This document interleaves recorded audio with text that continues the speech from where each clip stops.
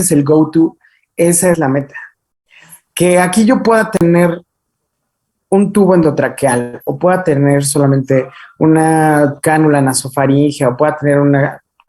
Es más, que solamente con abrirle la mandíbula de forma adecuada y ponerle una mascarilla, este paciente intercambie, eso es, van a ver que eso realmente salva la vida. No, los tubos no salvan la vida, ¿de acuerdo? Lo único que salva la vida realmente es esto, asegurar el intercambio de oxígeno y que salga el CO2. Porque acuérdense que esto es fundamental. Entonces, este es como el primer punto importante. En el manejo profesional de la vía aérea tiene que ver con esto, con intercambio. Entonces vamos a hablar ahorita de las condiciones que necesito para hacer el intercambio adecuadamente. Vamos a ir de arriba para abajo. Vamos a ver como muchas cosas que necesito que entiendan first and foremost para poder verlo por aquí. ¿Dónde está? Espérenme. También lo quiero hacer como bien user friendly para que no se... No, lo vamos a ver después también. Espérenme. Déjenme abrir mis imágenes. Si sale alguna cosa fea, por favor, no vayan a decir nada. Preacta, zona. Tengo unos frutirris. Esto lo tuvo que haber visto antes ahí. Espérame. Porque es que ya las tenía yo aquí apartadas. Ahorita por menso, no sé dónde. Hice una carpeta, pero no sé dónde va la carpeta. Pero bueno, espera. Entonces, quiero volver echando. Vamos a hacerlo más fácil, porque si no, no vamos a quedar aquí. Entonces, vamos a ver.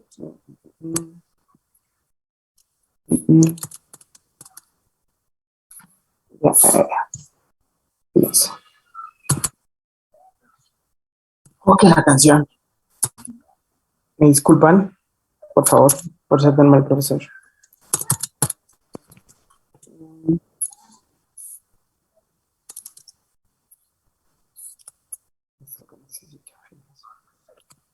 Ahora sí. Muy bien. Entonces, la vía aérea como tal, esto quiero que quede bien claro, es todo el lugar por el cual el aire circula. Entonces, el aire, si lo analizan también de forma objetiva, el aire circula desde las fosas nasales, ¿no? Y baja hasta el alvéolo. Y del alvéolo regresa otra vez. Todo eso es la vía aérea. Todo eso es la vía aérea. Entonces, esto mismo me permite a mí como hacer muchas distinciones sobre todo. Entonces, por ejemplo, yo tengo la división más sencilla, la división mucho más sencilla, que es la que quiero que utilicemos también de forma como práctica. Vamos a ver, vamos a ponerlo así. Y área de conducción. Esta es la división como más sencilla. Fíjense. Qué bonito. Aquí está como la explicación primera. Es decir, yo necesito que el aire pase. Yo necesito realmente que el aire vaya desde la nariz y obviamente se caliente a través de los cornetes, que se empieza a filtrar con los pelos y los mocos y entra al laringe, ¿de acuerdo? Pero el aire desde la nariz hasta la bifurcación 16, yo solamente lo conduzco. Entonces, esa es la razón.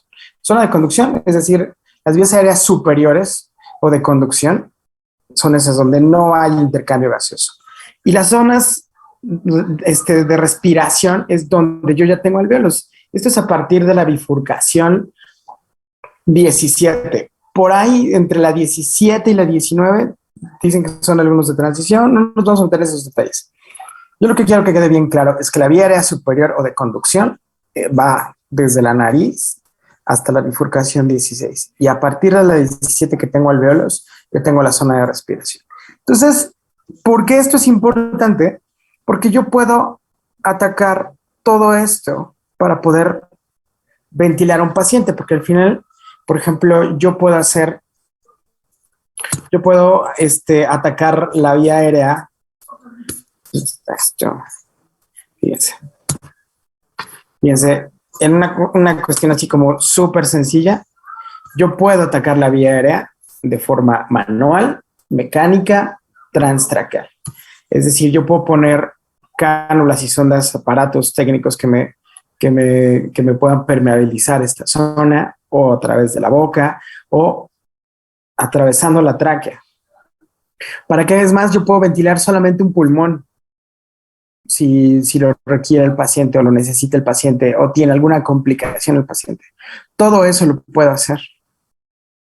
Entonces, fíjense, aquí está, bueno, esta es como lo que estábamos diciendo. De la tráquea hasta los bronquios terminales, que son el 16, y los bronquios respiratorios del 17 al 19. Fíjense que esta zona de transición es la que yo les decía, donde no tengo como tal alveolos así bonitos, o sea, ya completos. Y esto al final es lo que va a terminar haciendo mi intercambio. Es decir, los conductos alveolares, desde la bifurcación 20 a la 23, es realmente donde se da el intercambio. Entonces, el manejo de la vía aérea realmente va a estar aquí en la zona de conducción. ¿Ok? Entonces, vía aérea. Yo necesito saber cómo está hecho, ¿no? Entonces, por ejemplo, vía aérea superior. Fíjense.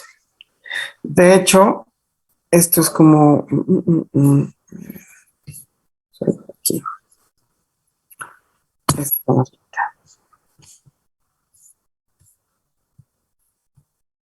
Entonces, fíjense. Este corte, al final, me permite... necesito una como de mayor definición. Esto está de acá. Sí. Fíjense. Entonces, yo lo que necesito al final es conocer todo esto. Por ejemplo, la nasofaringe, donde están aquí mis zonas epiteliales, donde yo estoy conectado prácticamente con el sistema nervioso central, donde van a ser aquí ¿cómo se llama? Arribita va a estar el bulbo raquídeo, y donde voy a tener aquí los pelitos estos que me van a hacer la transducción de los olores. Es una zona abierta, ¿de acuerdo? Y que tiene una capacidad limitada.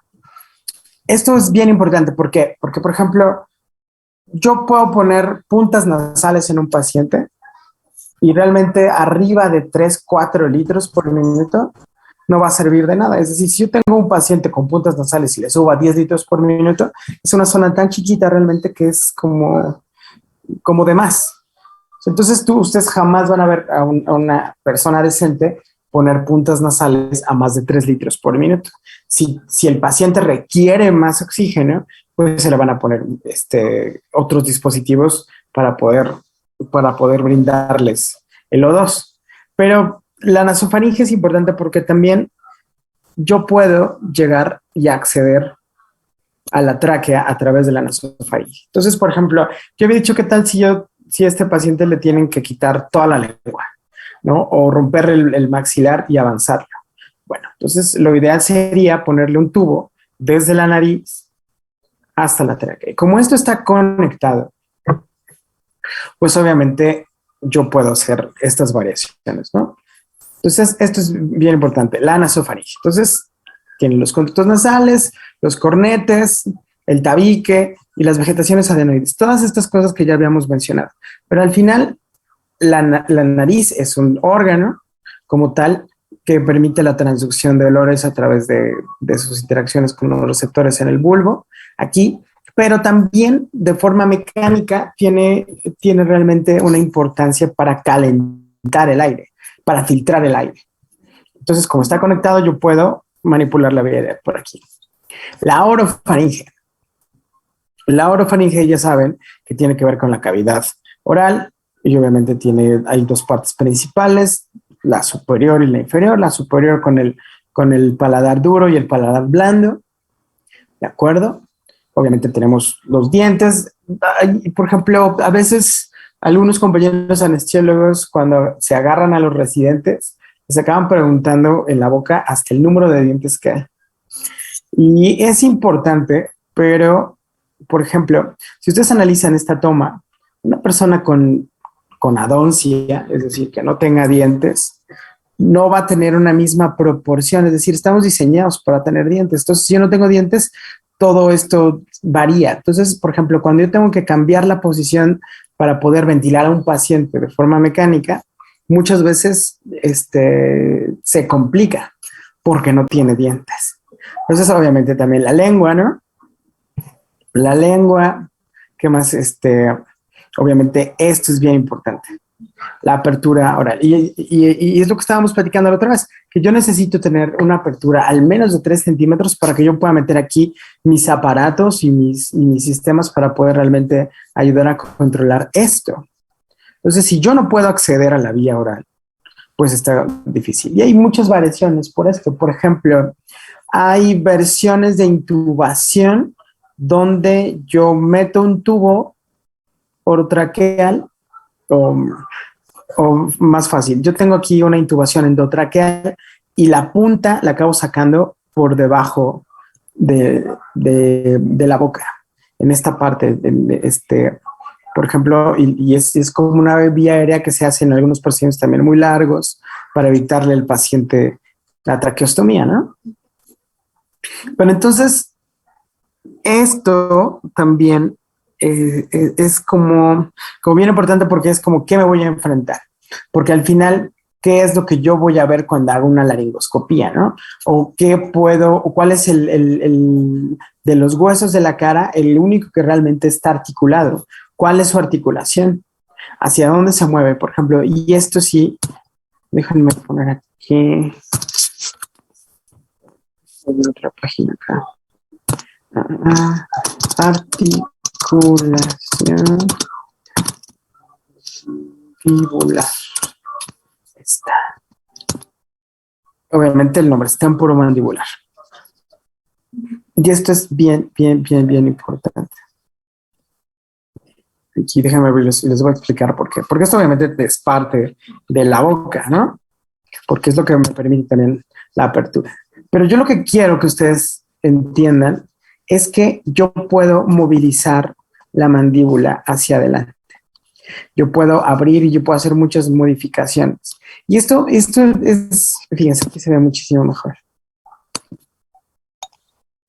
Bien. ¿Ya vieron? Este es el único punto de articulación que hay realmente en la cara. Esto yo lo puedo con maniobras manuales en un paciente poder protruir la mandíbula hacia adelante y liberar los espacios que tengo aquí. Por ejemplo, por esto. Tengo que ventaja de dar la clase así. Luxación. Subluxación mandibular se llama.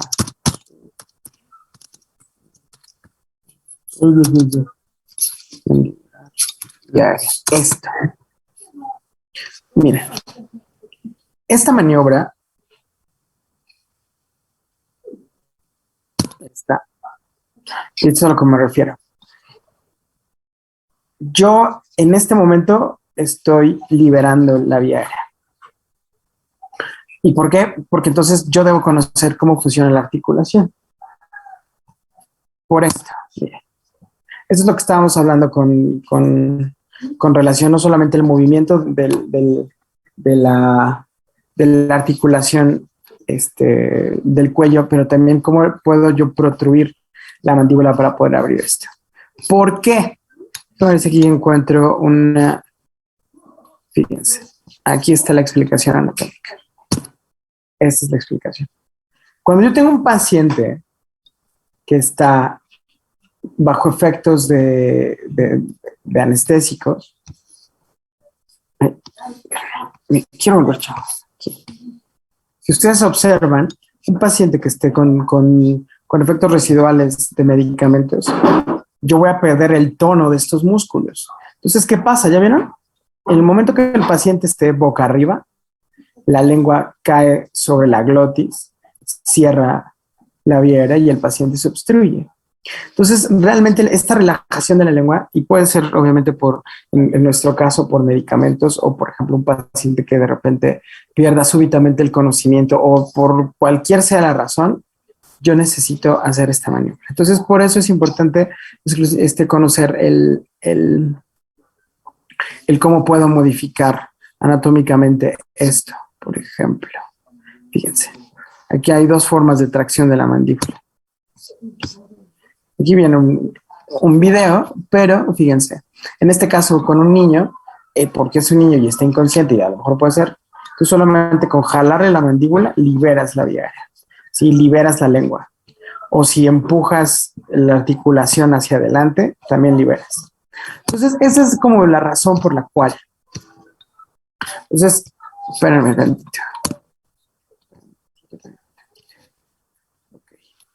Entonces, llegamos aquí. Y esto es bien importante.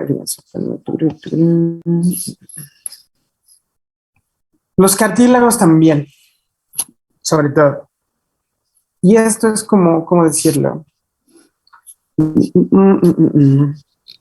Porque yo siempre he pensado que el cuello es una selva. Es una selva como compleja porque realmente tú te puedes encontrar grandes vasos o órganos tan importantes como la tiroides, ¿no? La misma tráquea del esófago. Lesionar cualquiera de estos o tener alguna complicación en alguno de estos, es decir, por ejemplo, si tú tienes una tumoración de tiroides, creo que lo estaba platicando. Ah, no, fue ayer. Por ejemplo,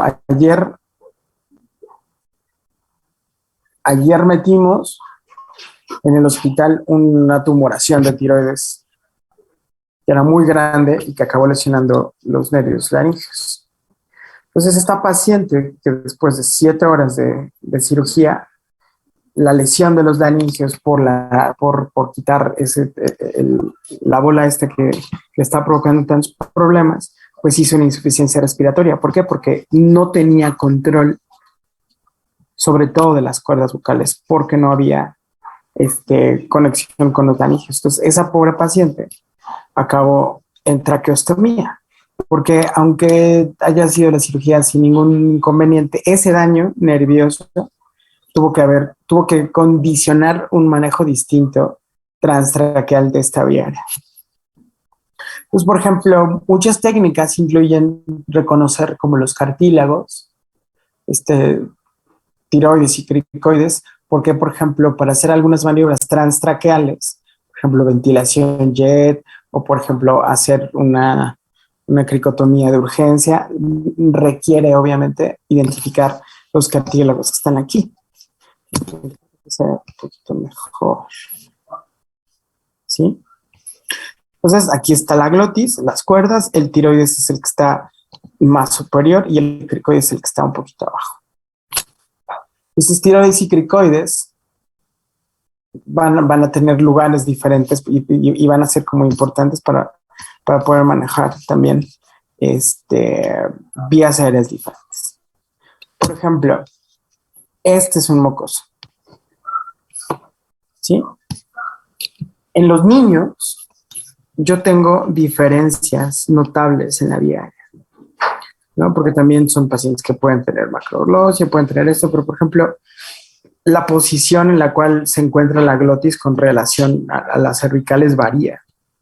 Por ejemplo, la tráquea en ellos acaba siendo como un embudo, entonces aquí se cierra y muchas veces el tubo no entra y hay que modificarlo. Entonces, que quede claro, y esto obviamente no es parte de este curso, pero la vía aérea del niño es muy diferente a la del adulto. y tiene sus complicaciones y sus ondas. Es más, los que lleven el reneo lo saben perfectamente. Y es un tema aparte. Muy bien, entonces tenemos superior. Entonces, ¿qué es lo que necesito? Y esto también quiero que sea como más sencillo. Esas son las imágenes que necesitaba. Bien. Voy a explicarlo con este.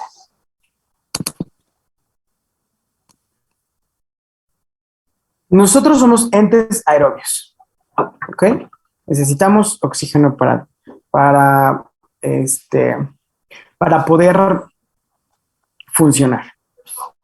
Y yo lo que necesito al final es que este oxígeno pueda entrar al alvéolo para poder ser intercambiado en los vasos y así al revés con el CO2. ¿Qué pasa? Que este oxígeno vive en todo lo que tiene que ver con la atmósfera. Entonces, si se dan cuenta, la biosfera donde está realmente la vida es más o menos aquí, ¿no? Que se acaba más o menos a los 41 kilómetros, dicen algunos. Pero yo lo que quiero que entiendan es que la proporción de oxígeno es la misma dentro de la atmósfera. Yo tengo un 21% de oxígeno. Lo que va a variar es la presión del oxígeno. ¿Por qué? Porque ¿dónde va a haber menos presión? En las partes más elevadas. ¿Dónde va a haber más presión? En las partes más cercanas al mar. ¿Por qué? Porque está cargando todo esto.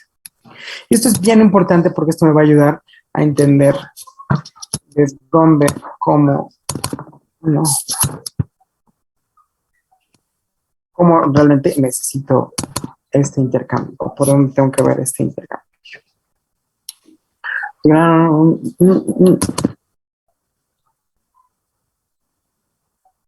Es el control de la ventilación. Permítanme un segundo. Hermosos educandos. Después de este chora, María. Sí. Bueno, esto es. Usar. ¿Dónde carambas dejé esto? Creo que con esta les puedo echar el chorro.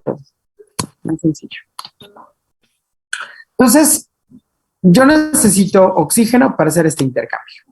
Y si ustedes recuerdan también, más o menos un par de pulmones normales, inflados totalmente, tienen más o menos 6 litros de aire dentro, ¿no? Entonces, una persona respira aproximadamente entre 14 y 18 veces por minuto, unos 500 mililitros por ventilación. Si lo quieren hacer más exacto, es más o menos de puntos de 6 a 7 mililitros por kilo de peso ideal. Es decir, si mi peso ideal son 70 kilos, yo idealmente cada ventilación estoy metiendo 7 por 6, más o menos 420, por ahí, de mililitros de aire por ventilación. Entonces, pero ese aire como tal está sujeto a intercambio, pero este aire, como ya vimos, es solamente un 21% de oxígeno. El 78% restante es nitrógeno y el nitrógeno no se intercambia, solamente el oxígeno y solamente el CO2. Entonces, ¿por qué esto que le estoy diciendo es bien importante? Y aquí va la explicación. Por ejemplo, una intubación endotraqueal, un manejo profesional de la vía aérea, es más, ni siquiera hablamos de la intubación, sino un manejo profesional de la vía aérea, realmente jamás es corriente.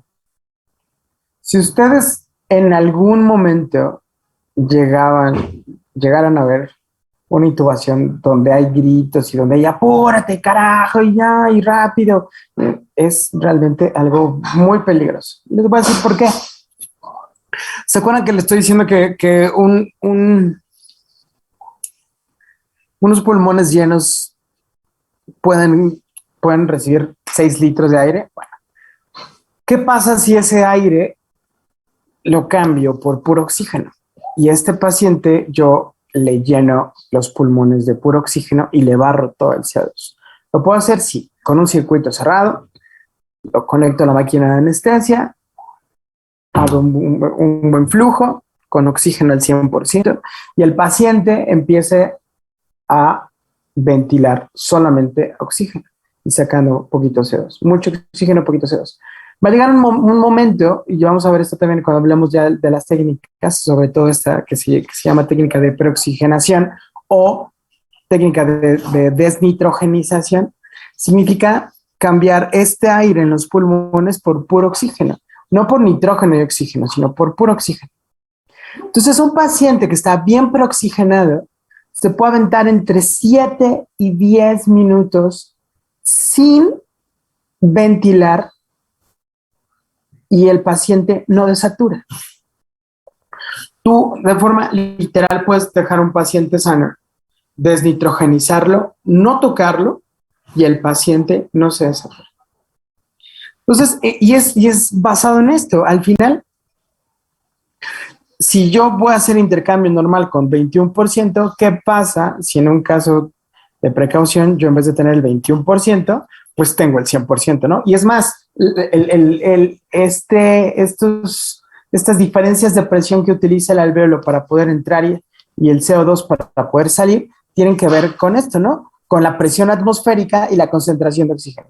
Es decir, yo manejo presiones de oxígeno a nivel alveolar aproximadamente de 100 milímetros de mercurio. La vena tiene una presión venosa de oxígeno de más o menos 45 milímetros de mercurio. Entonces, si yo tengo 100 aquí y 40 acá, pues obviamente el oxígeno se mete. Si yo tengo, por ejemplo, aquí en muchos CO2, por ejemplo, 55 de CO2 y aquí tengo 40, pues obviamente el CO2 se sale. Pero ¿qué pasa si ahora no tengo esta relación de 100 milímetros de mercurio de presión alveolar de oxígeno? Si ustedes recuerdan, la presión alveolar de oxígeno se calculaba con la presión parcial de los gases, es decir, 21% o 0.21 por la presión atmosférica, ¿no? A nivel del mar, que son 760 milímetros de mercurio. Entonces, multiplicar 760 por 0.21 me dan 159.6, una cosa así. Y eso es la cantidad de oxígeno que hay, o la presión parcial del oxígeno aquí arriba. El problema es que dependiendo de las condiciones atmosféricas y sobre todo las condiciones del paciente, cuando yo caliento un gas, le disminuyo la presión.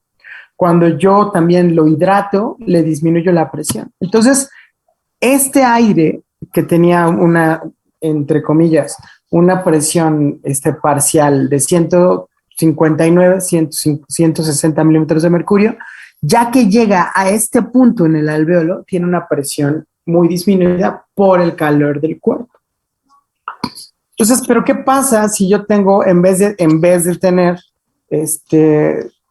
159 al entrar, tengo, imagínense, 760 por 1. Tengo 760 milímetros de mercurio de presión alveolar de oxígeno en el alvéolo. Entonces, esto va a repercutir y va a permitir en los pacientes una especie de colchón, de red de seguridad que me permite a mí no ventilarlo. O, por ejemplo, hay algunos protocolos de vía aérea predicha en el cual yo no sé si lo voy a poder ventilar porque a lo mejor es un paciente que tiene un trauma facial o que tiene una microtia o que tiene un síndrome complejo o que realmente es un paciente que tiene lo que habíamos visto con los índices, que tiene todos los datos de vía aérea difícil. Es más, tiene hasta el estómago lleno. Es un embarazado. Todo lo que quiera. Bueno, por ejemplo, hay protocolos donde yo solamente desnitrogenizo al paciente y al desnitrogenizarlo, yo primero hago un chequeo de si lo puedo ventilar o no. Entonces, por ejemplo, yo puedo utilizar un hipnótico de acción rápida, como el Propofol, que tiene también una vida media no tan alta, como alrededor de 8 minutos. Entonces, ¿yo qué hago? Yo desnitrogenizo a mi paciente, ya lo tengo listo y le pongo un bolo exclusivamente de Propofol. Entonces, a ese paciente, ¿yo qué estoy tratando de hacer? Tratar de que esa sedación o esa dosis de Propofol logre hipnosis en él para poder yo tratar de manipular la vía aérea y poderlo ventilar. Si lo puedo ventilar, pues entonces ya lo relajo y ya le pongo el opioide y ya le doy gas, le doy lo que sea y puedo atacar esa vía aérea. Pero ¿qué pasa si yo con este paciente no lo puedo ventilar? Este paciente de vía aérea difícil que no puedo ventilar. Pues entonces no es lo mismo revertir el medicamento o esperar a que se metabolice y yo tener este colchón de desnitrogenización. Entonces, realmente es como muy importante conocer estos aspectos de la fisiología porque me van a dar seguridad en el manejo. Y eso al final es como lo más importante, ser seguros en el manejo. Entonces, si ustedes no recordaban cómo se hacía esto del intercambio de gas aquí, la famosísima hematosis, tiene que ver con esto. Recuerden, y este es como algo que me gustaba mucho decir en clase. Sí, la ventilación condiciona la hematosis. Y la hematosis, si se da, este oxígeno va a condicionar respiración celular. ¿De acuerdo? Y es en ese orden. Ventilación, hematosis, respiración. Entonces, si yo lo que estoy esperando es manejar mi vía aérea para mantener este flujo constante de oxígeno, tengo que conocer como todos los detalles que pueden condicionarlo. Por ejemplo, ¿qué otro importante también es básico en este aspecto? Por ejemplo, del otro lado. Yo aquí arriba, no, esto no me gusta.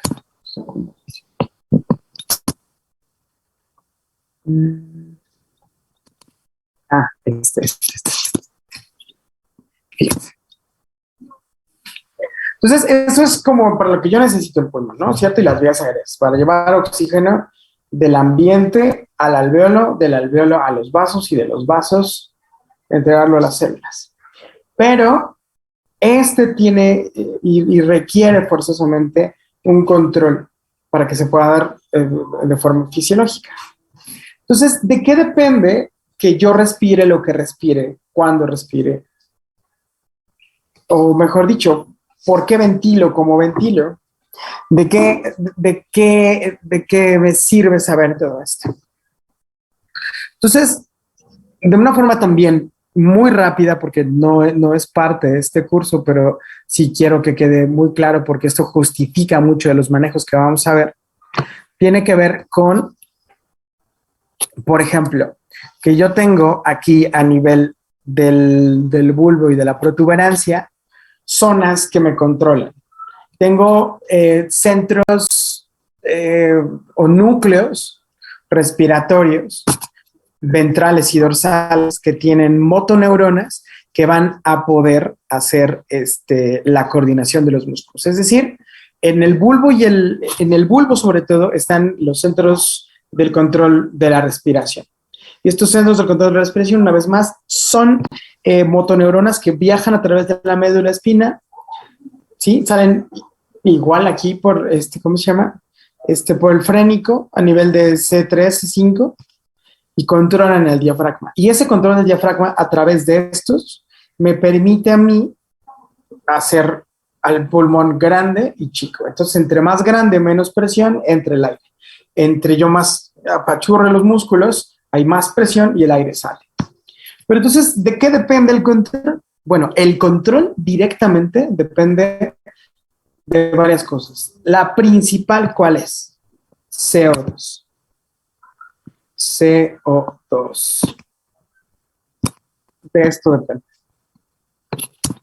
De hecho, yo tengo aquí sensores de CO2. Estos son lo que debe haber.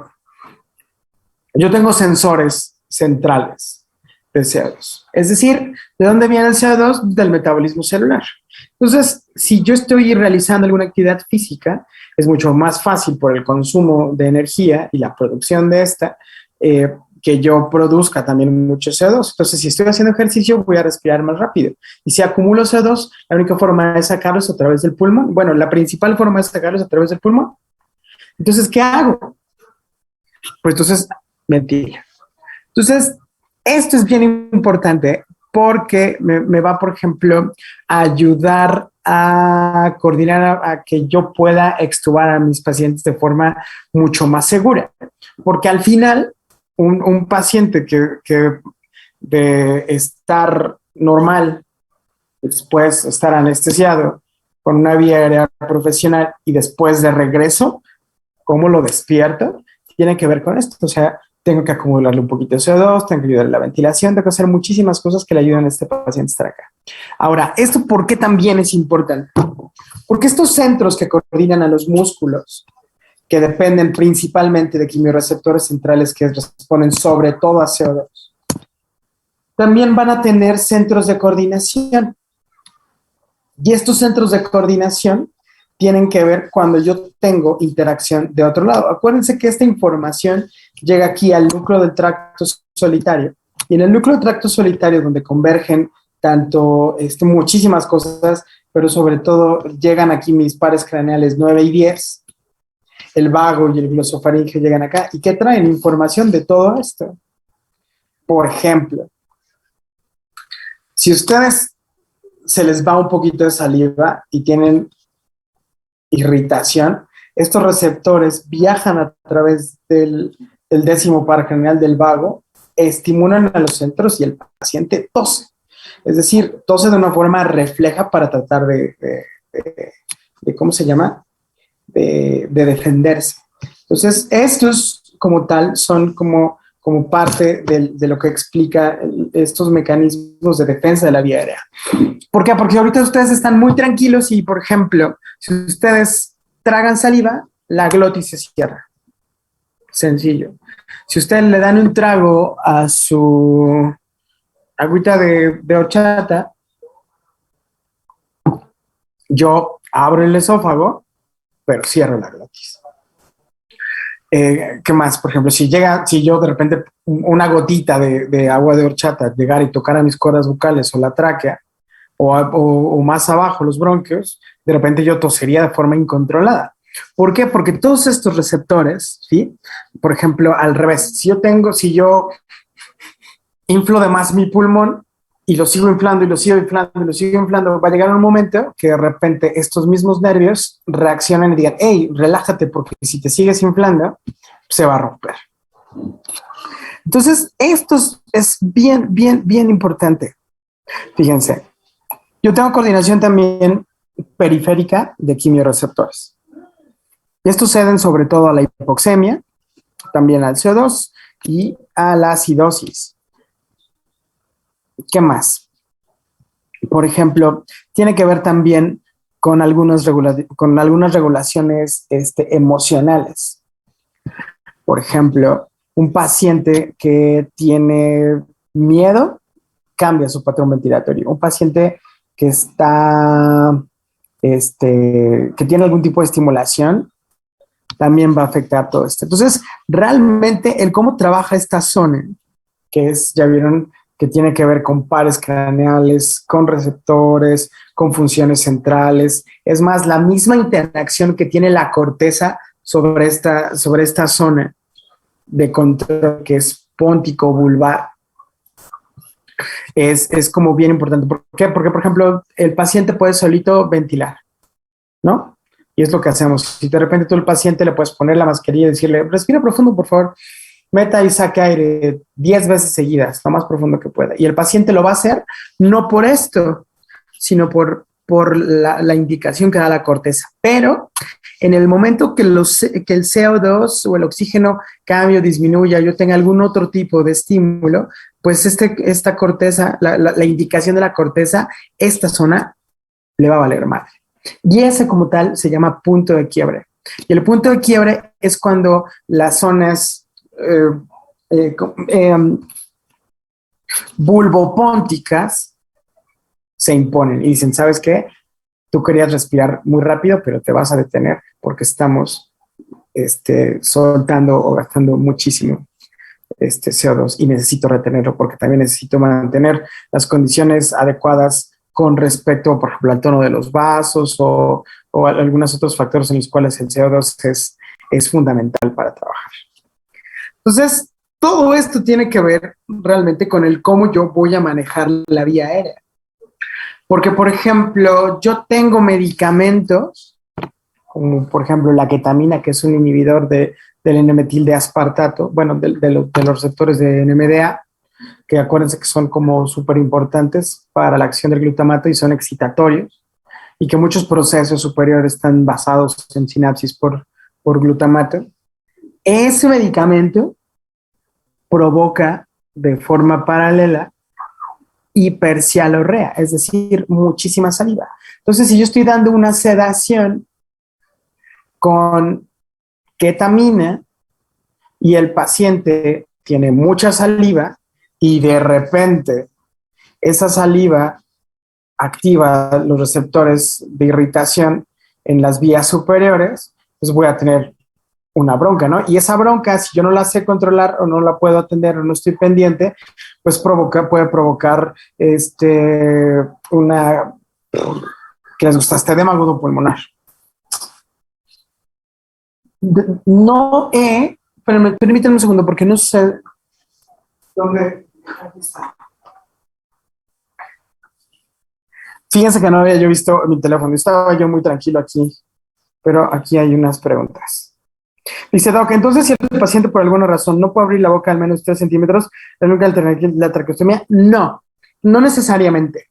Por ejemplo, hay dispositivos donde yo puedo meter una cámara y a lo mejor si la apertura vocal es suficiente como para meter una cámara y yo manipularlo con, por ejemplo, por fibroscopía.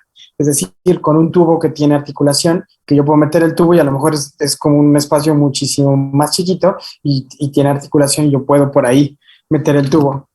Entonces, no necesariamente. Tiene que ver más con el paciente, pero lo ideal es que tenga al menos 3 centímetros. Eso fue Joshel.